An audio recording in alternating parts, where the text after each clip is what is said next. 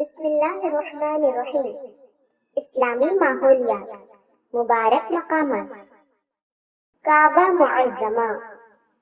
سب سے پہلے انسان حضرت آدم علیہ السلام ہیں۔ وہ جب دنیا میں آئے تو اکیلے رہنے لگے۔ ان کا اکیلا پن دور کرنے کے لیے اللہ تعالیٰ نے کعبہ بنایا اور فرشتوں کو بھیجا۔ وہ فرشتے کعبہ کے اطراف گھوم کر اللہ کی عبادت کرتے تھے۔ ان کے ساتھ آدم علیہ السلام بھی عبادت کرتے تھے۔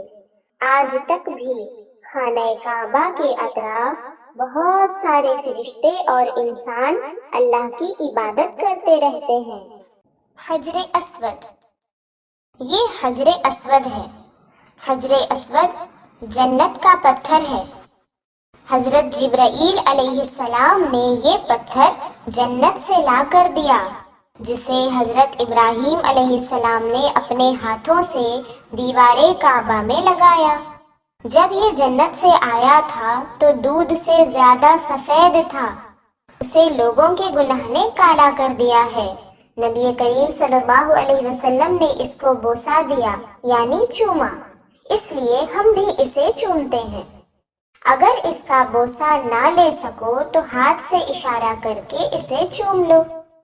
قیامت کے دن جب حجر اسود لایا جائے گا تو اس کی 2 آنکھیں اور زبان ہوں گی۔ جس نے بھی اس کو چوما وہ اس کی گواہی دے گا۔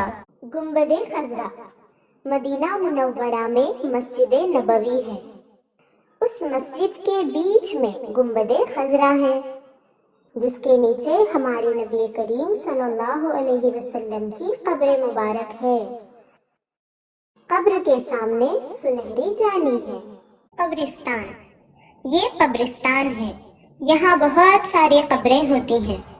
ایک ایک انسان کی ایک ایک قبر ہوتی ہے۔ مرنے کے بعد ہم یہیں رہیں گے۔